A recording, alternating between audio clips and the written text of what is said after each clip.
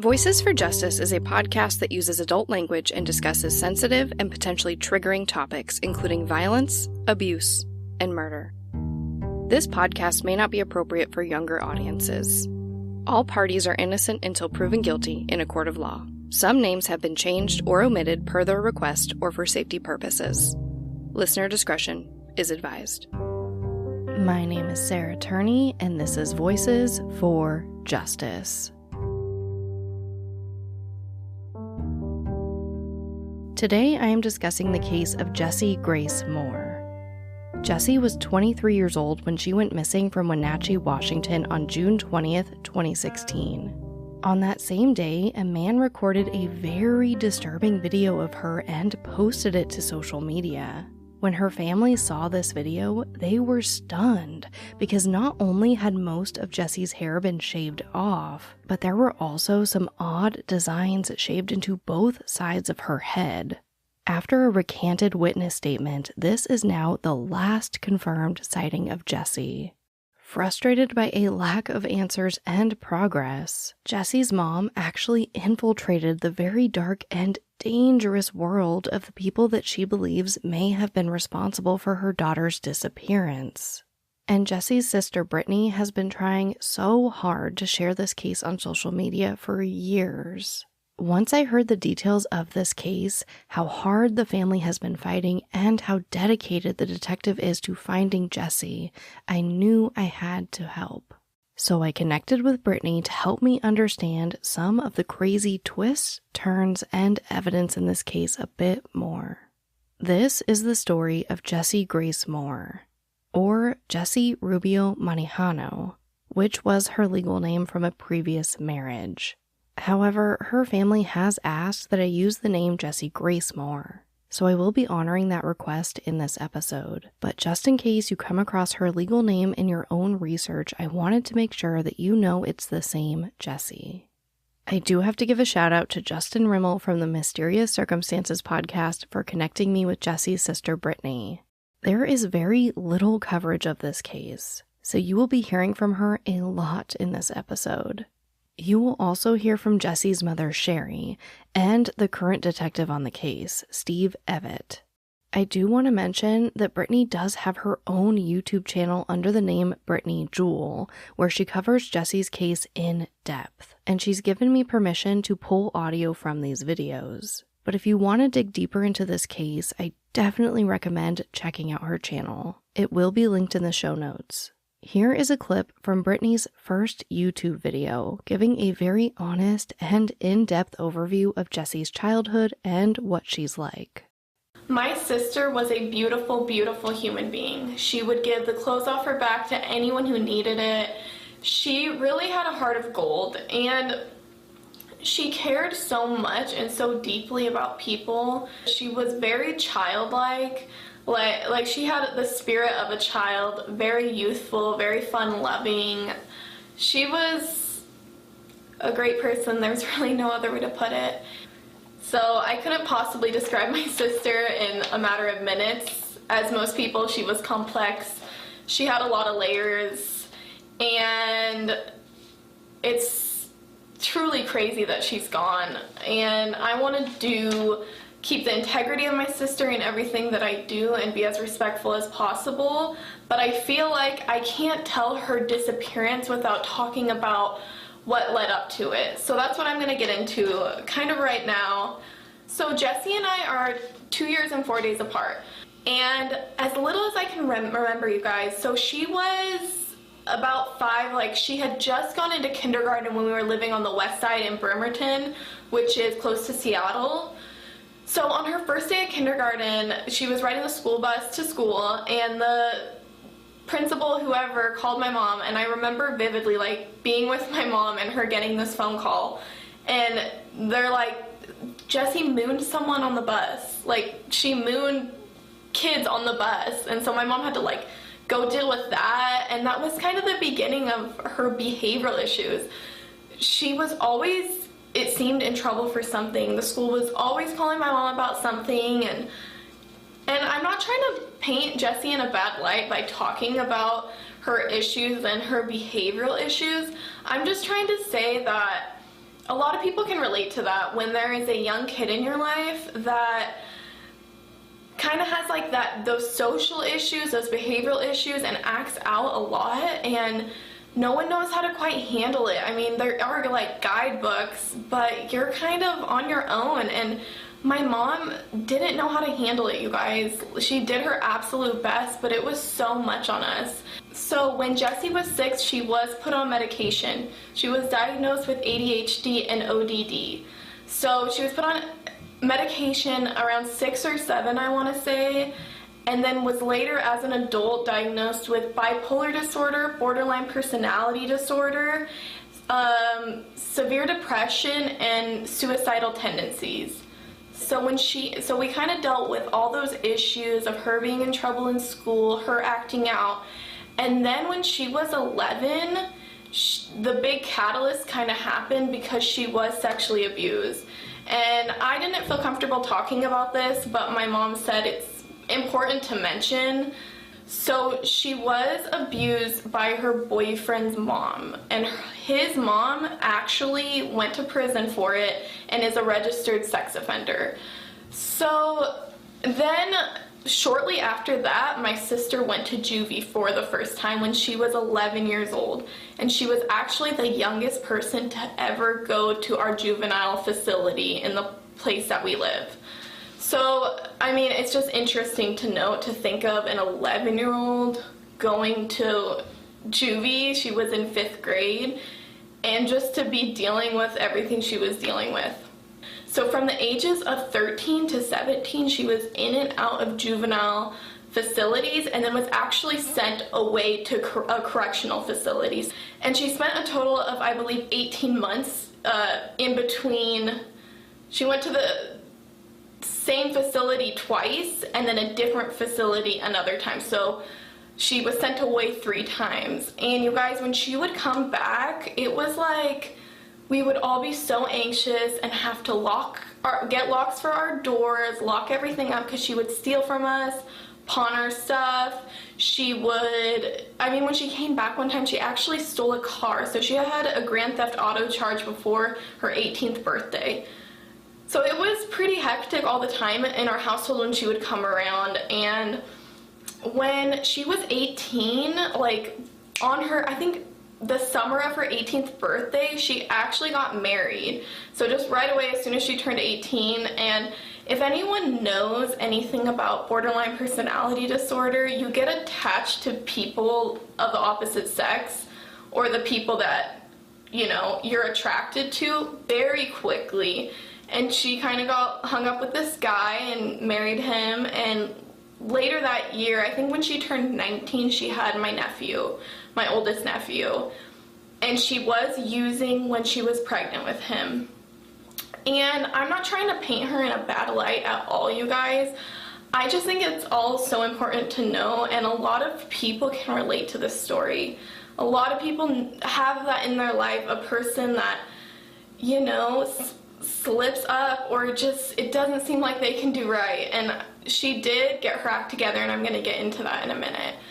One of the reasons I wanted to cover Jessie's case in the first place is because this right here is where people write her off without even hearing details of her case.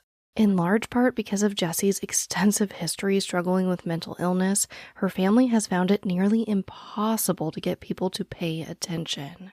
They don't see that she was trying her best to fight it. They don't see that 2 children are now missing their mother. They just see these issues. With May being Mental Health Awareness Month, I really wanted to be a voice for Jessie and help bring awareness to her case. Because no matter what she struggled with, she deserves to be found. At the age of 19, Jessie had her first child, a baby boy. But when he was born, they found drugs in his system, so he was immediately taken from Jessie's custody and has been raised by her mother, Sherry, ever since. This appears to have been a huge catalyst for Jessie to turn her life around.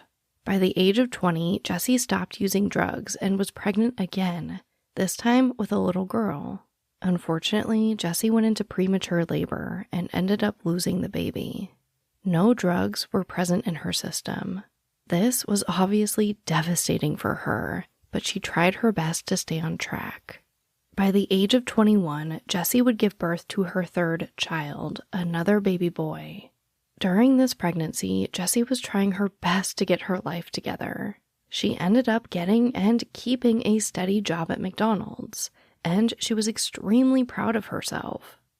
But ultimately, after suffering a fall on the job, her hours were reduced and she was eventually taken off the schedule altogether. Despite this setback, Jessie managed to get her own apartment for her and her baby boy. This was a huge deal for her, but just when it looked like the worst was behind her, according to Brittany, Jessie got a new boyfriend who was quite abusive towards her, and she unfortunately started using meth again. Her life did a complete 180 after that. She started using, slowly lost her apartment, lost custody of her son.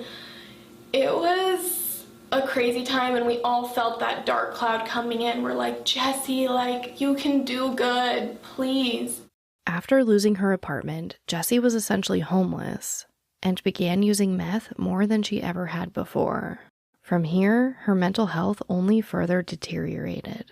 She thought she was pregnant with kittens. She was checking herself into hospitals, calling 911, like getting taken out in stretchers, you guys, calling my mom every day, and my mom actually has all the phone records to verify that. And it's interesting because 2 weeks before she went missing, she checked herself into the hospital, and she actually tested positive for Rufalin.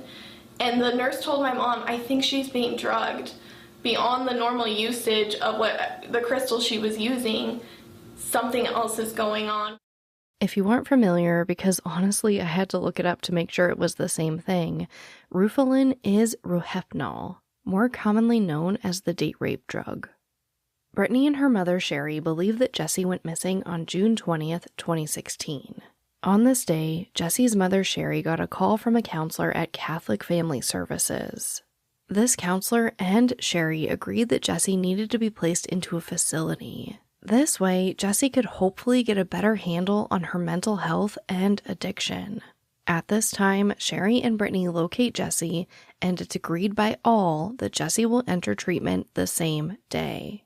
The last memory Sherry and Brittany have of Jessie is telling her that they love her and watching her walk towards the treatment center.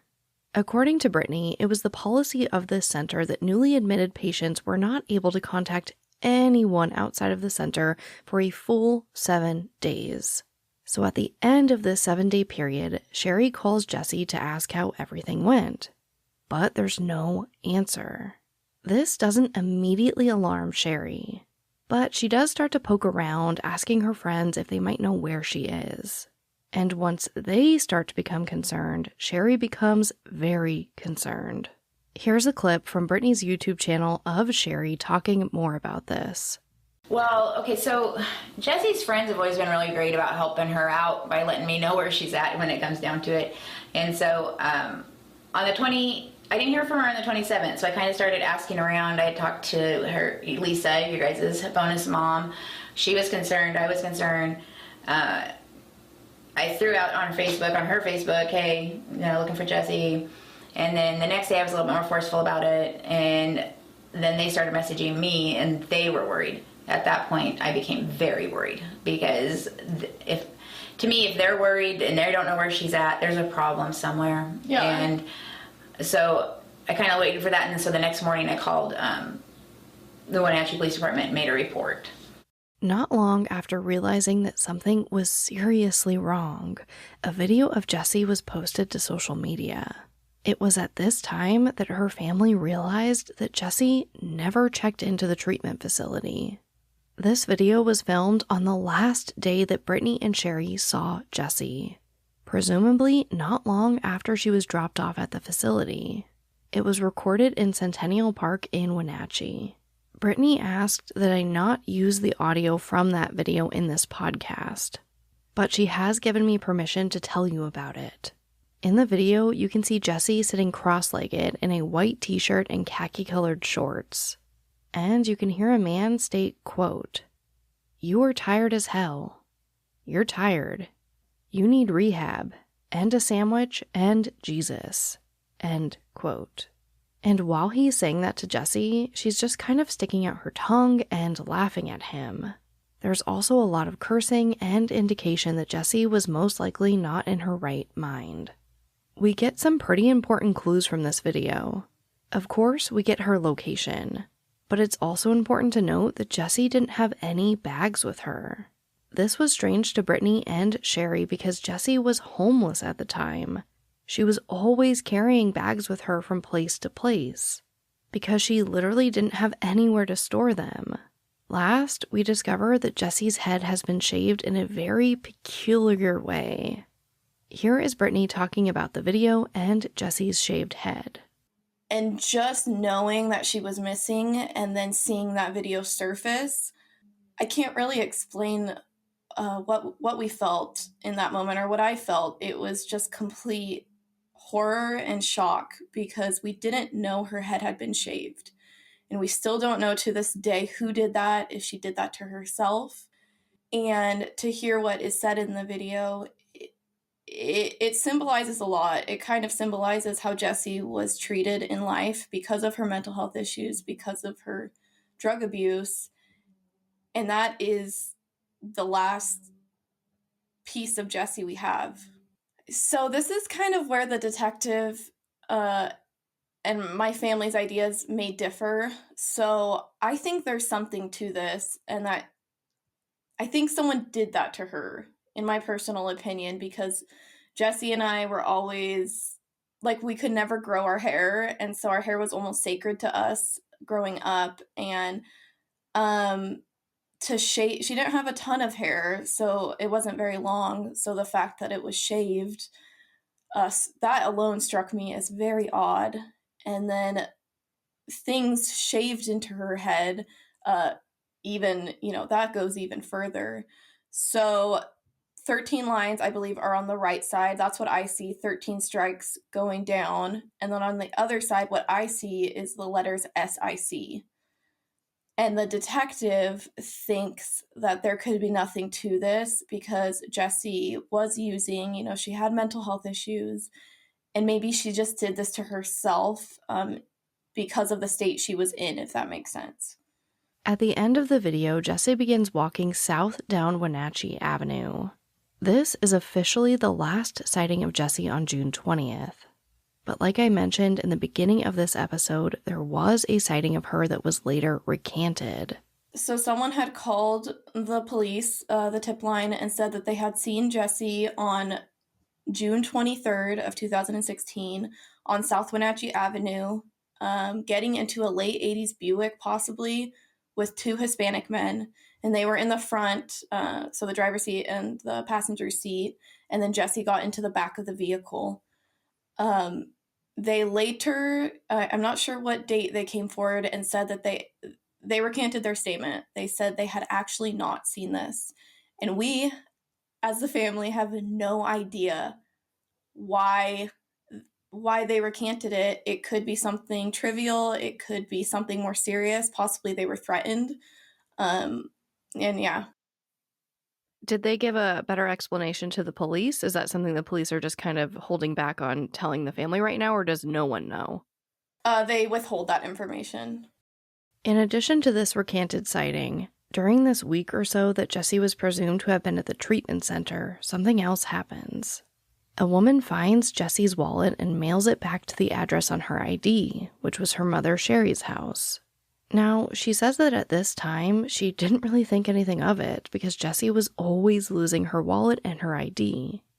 But ultimately, like the video, it does give us a few small clues. Here is Sherry talking more about this. I received her wallet, and it had some papers in it and two of her IDs. Okay. Yeah, and the wallet was torn up. So I literally thought she lost her wallet, so I took her ID out and was going to get another wallet, because I threw that wallet away. And I didn't think anything about it at the time, because I honestly thought she was at a treatment center. So, where was the wallet found? Well, I was told, which I don't, I'm not sure. I was told that it was found down by the railroad tracks, which is interesting, behind the Link. So right down there at the train station. The reason Sherry says it's interesting that Jesse's wallet was found near the railroad tracks is because those tracks are not too far from where Jessie was last seen walking south down Wenatchee Avenue. According to her, if you keep walking south for just a few more minutes, you run right into the railroad tracks where the wallet was found. The problem is, we don't know if Jessie had her wallet in the video, so we don't know if she was coming from the train tracks, if she went there after the man stopped recording her, or if it was possibly stolen and dumped at the tracks. It's important to note that Jessie's EBT card was missing from her wallet. Unfortunately, by the time that they realized that Jessie was missing, the wallet was long gone, and they were never able to do any type of fingerprint or DNA testing on it. This is kind of where leads start drying up. The police check Jessie's cell phone records and her bank account, and there is nothing after June 20th, 2016. They talk to her friends and even the guys involved in the video, and they're all cleared.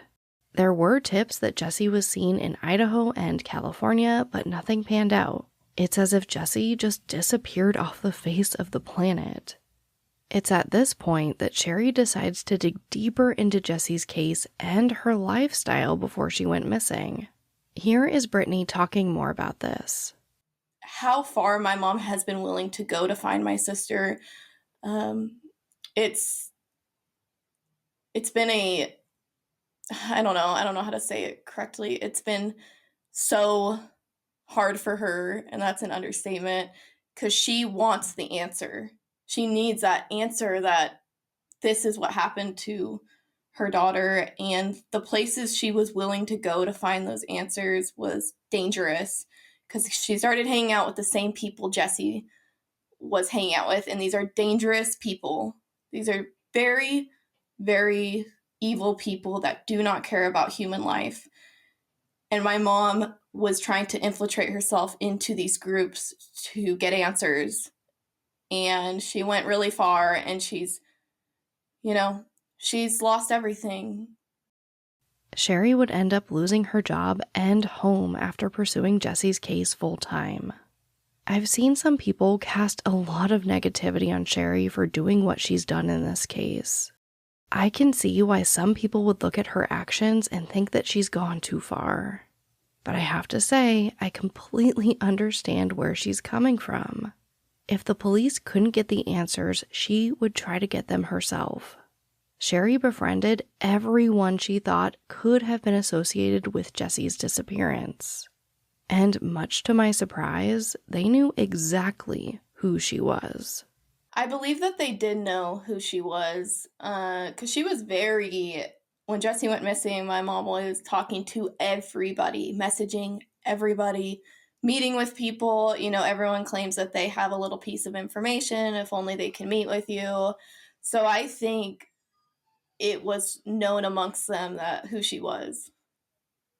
Oh, that's so interesting. And they were like, whatever, you can still be a part of the group. We didn't do anything.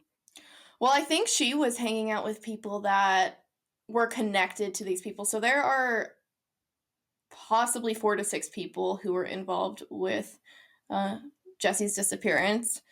And my mom kind of was working from the outskirts in and talking to all the people, because it's very connected with drugs and that whole dark underbelly of the world. And she started getting information from those people, and then was working her way into connecting with the people who are possibly involved with Jessie's disappearance, if that makes sense. I tried to ask Brittany more about this, but she told me that since it is an open investigation, she's been advised against sharing any more details about these people or how they could be involved in Jessie's disappearance. However, there is something she was able to share. There is someone from this group that allegedly has a video of Jessie's murder. And they sent Sherry a 4-second clip of it. On February 15th, 2020, Sherry posted this 4-second clip to the Finding Jessie Grace Facebook group with the following caption, quote, "This is a 4-second clip given to us by someone we think may have been involved in Jessie's murder. We were told it is a part of the video they took when they murdered Jessie. Back in 2016, I didn't put a lot of weight into it. but I actually think it's probably a teeny bit of the video. We need to get the complete puzzle in place. If anyone is interested in providing the entire video, I'm interested in receiving it anonymously, and/or will keep your name confidential while rewarding you for turning it over. We need to see if what we have matches what you have." End quote. I have watched this clip what feels like 100 times, and I can't make out any of the audio. And all you can really see in the video is what looks like the ground and then a tire on what looks like to me a white vehicle. But here's the audio 2 times in a row so you can judge for yourself.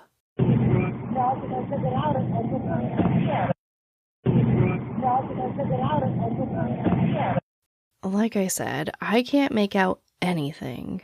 And Brittany and Detective Evett are hesitant to believe that this clip is anything more than just a hoax. I'm just going to be brutally honest. I have my doubts that that video exists. Yeah. It's hard when everyone has different accounts of what they've seen. It's really hard to be like, well, who's telling the truth? And with us, because people message us all the time, and it's like people almost want to infiltrate themselves into the case and say that maybe they've heard that someone else saw this video, and they're like, you know what? Yeah, I saw this video too. And so it just becomes a game of telephone, essentially, where everyone has seen different things, and none of it is positive. It's not like she's, skipping through a meadow or anything. And so I'm kind of under the same impression as well. I don't think if it were, like you said, if it were out there, it's long gone by now. Yeah. So, all right, moving on. According to Detective Evett, they have interviewed everyone that is willing to be interviewed in this case, and they have exhausted all leads. Do you have persons of interest in Jessie's disappearance, and have they been located and interviewed? As I think about that the term person of interest is really so fluid, in a case where,